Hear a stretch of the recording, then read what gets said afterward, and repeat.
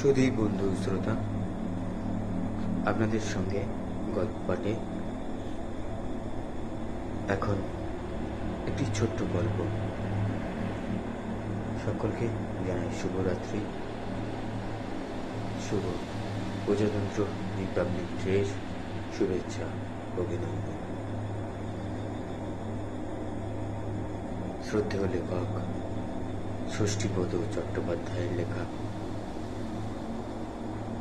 বিজলের ডাঙা। শুধু শ্রোতা বন্ধু, গল্পটি কেমন লাগলো জানাতে কিন্তু ভুলবেন না। লাইক করতে, শেয়ার করতে, বন্ধুদের সাথে চ্যানেলটিকে সাবস্ক্রিপশন করতে এবং আপনার চ্যানেলের নোটিফিকেশন বেল আইকনটি অল করে দিতে ভুলবেন না। তো শুরু করছি বিজলের ডাঙা। হুগলি জেলার রূপরাজপুরের প্রবোধ কৃষ্ণ পাল মহাশয় গল্পটি আমাকে বলেছিলেন।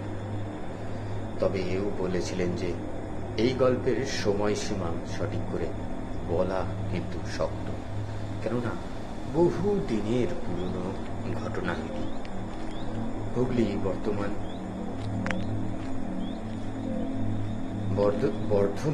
বর্ডারের বর্ধমান জেলার মধ্যে বিজলে নামে একটি গ্রাম আছে। সেই গ্রামে এক ব্রাহ্মণ ছিলেন।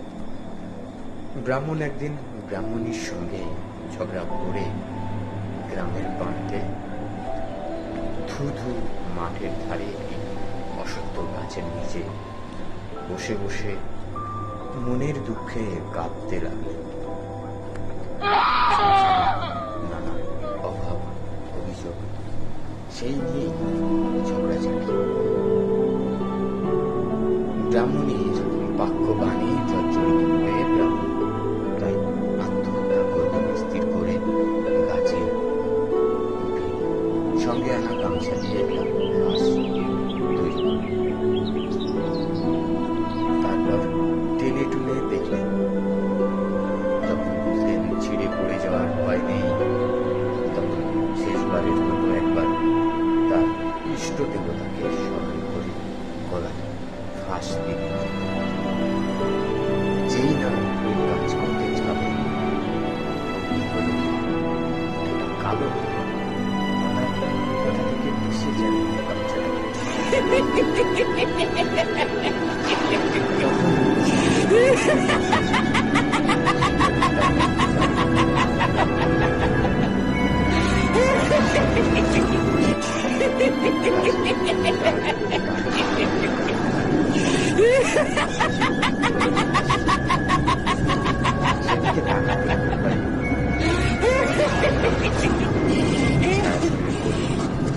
কি ব্যাপার ঠাকুর, আপনি হঠাৎ আত্মহত্যা করতে এসেছেন যে? আপনি ব্রাহ্মণ, পুরোজনের হিত কামনা করবেন, মানুষকে সৎ উপদেশ দেবেন, তার জায়গায় আপনি এসেছেন আত্মহত্যা করতে? এই কাজ কি আপনার সাজে? ছি ঠাকুর, আপনি কি জানেন না আত্মহত্যা মহাপাপ?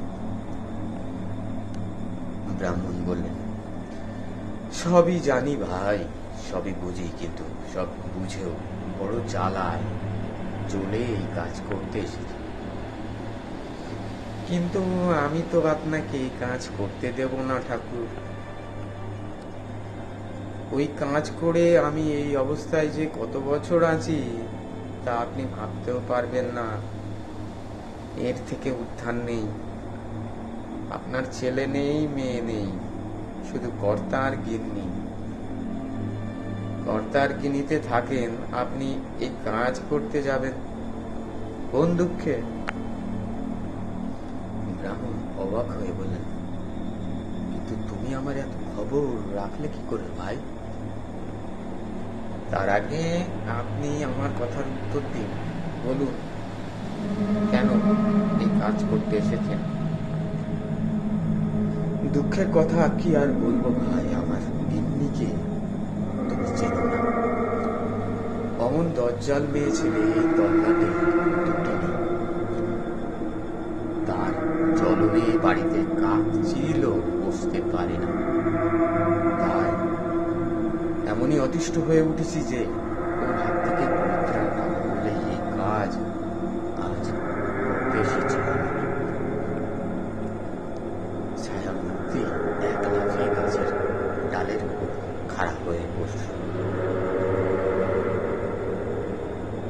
বলল, ওরে বাবা, আপনার গিন্নির কথা আর বলবেন না ঠাকুর।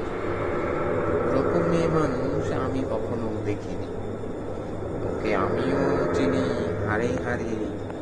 আপনাদের বাড়ির পাশেই যে আম গাছটা আছে, সেই গাছে আমার 100 বছরের বাস।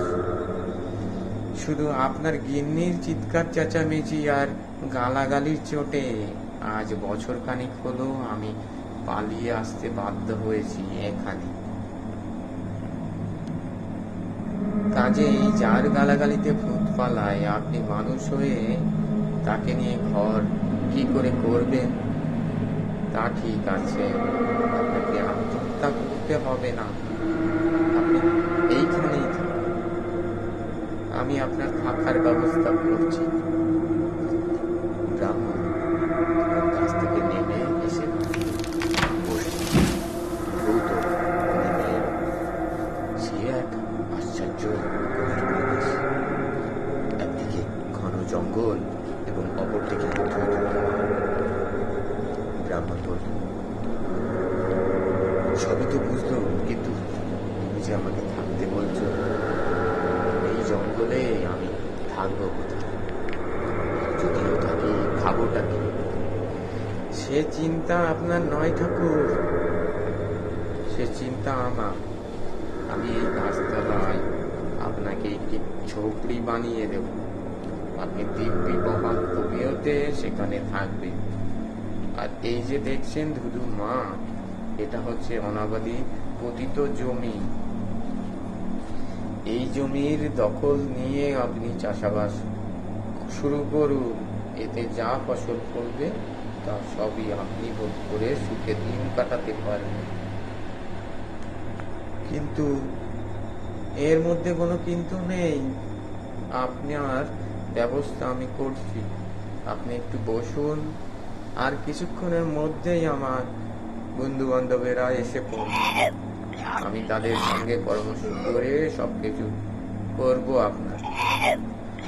ব্রাহ্মণ নিশ্চিন্ত হয়ে বসে রইল। সামনে ভূতের সঙ্গে ভবিষ্যৎ পরিকল্পনা নিয়ে নানা রকম আলোচনা করতে লাগলেন দুজন। বেশ কিছুক্ষণ পরে অন্যান্য ভূতেরা দলে দলে সেখানে এসে হাজির। তারা ব্রাহ্মণের সব কথা শুনল।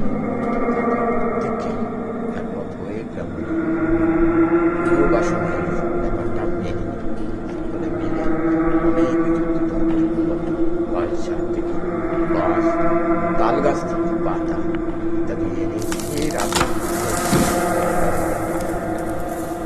আস্তানা করে দিল।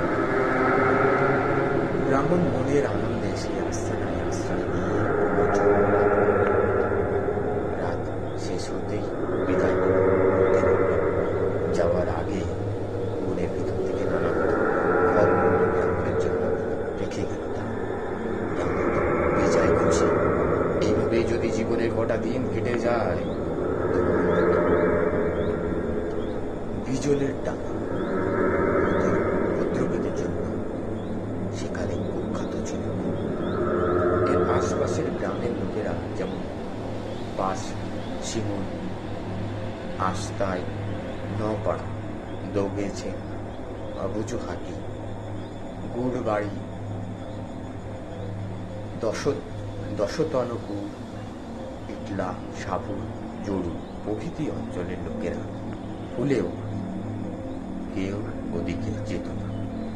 কাজেই সবাই যখন শুনল ব্রাহ্মণের সঙ্গে ঝগড়া করে ব্রাহ্মণ বিজলের ডাঙার দিকে চলে গেছে, তখন ধরেই নিল সবাই যে ভূতেরা আস্ত মিলে খেয়েছে ব্রাহ্মণকে।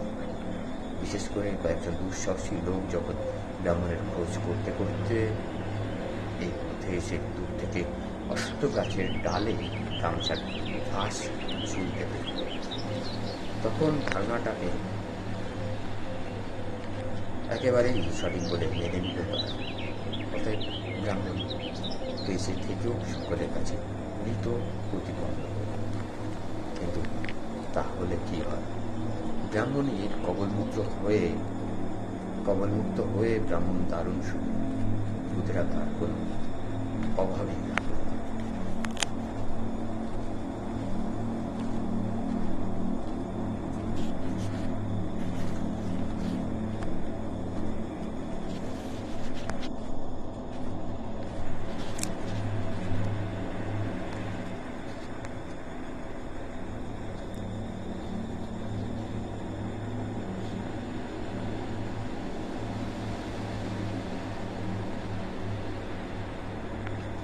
সারাদিন ব্রাহ্মণ একলা থাকে। রাত্রিবেলা ভূত বন্ধুরা সহায় হয়। তাদের দয়া এই বিস্তীর্ণ অঞ্চলের মালিক হয়ে গেল। একদিন ভূতেরা বলল, আপনি এক কাজ করুন, এই জমি তো অনাবাদি পড়ে আছে, আপনি একে আবাদ করে ফসল ফলান। ব্রাহ্মণ বলল, বললি তো বেশ, আমার আপত্তি নেই, কিন্তু এই জমি চাষ করব কি করে? আমি কি চাষের কাজ কিছু জানি? ভূতেরা বলল, এ বড় সমস্যার কথা বলে।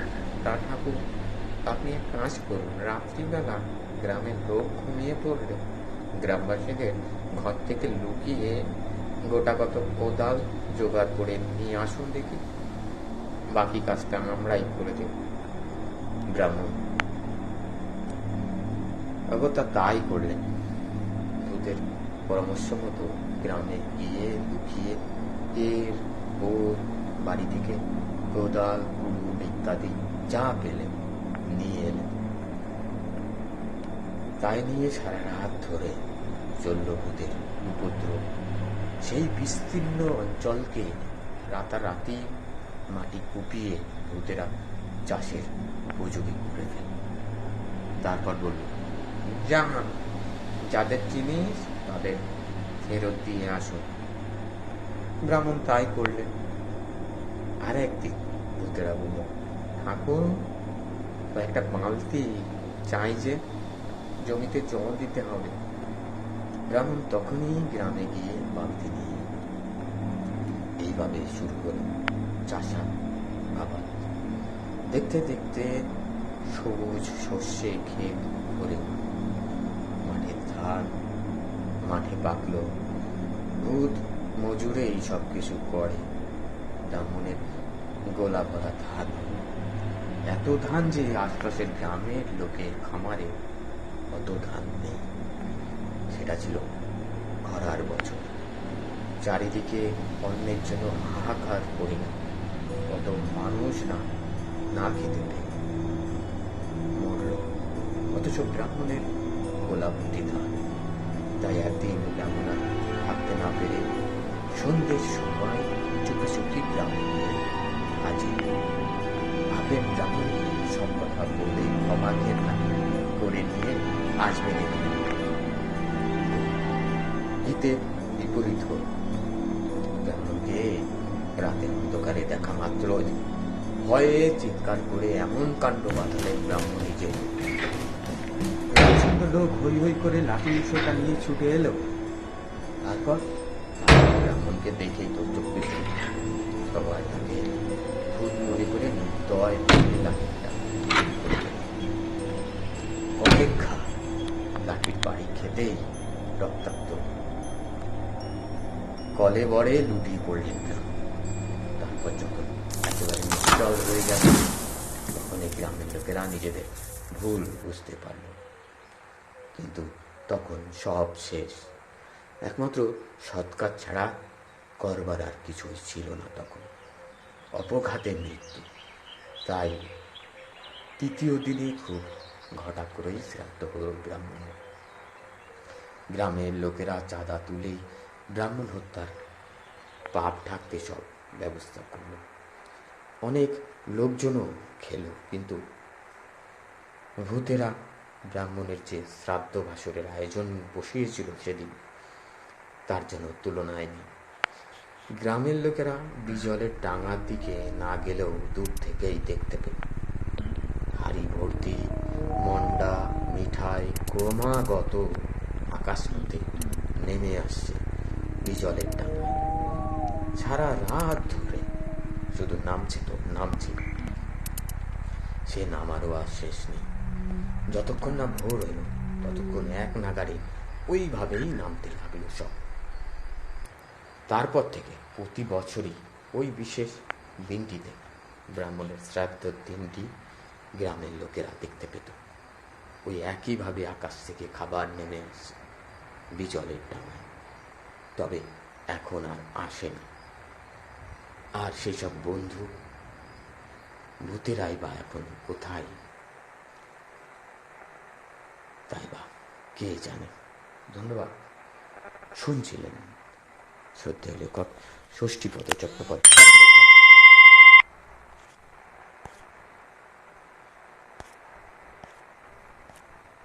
বিজলের ডাঙা। শুভরাত্রি। God bless and take care.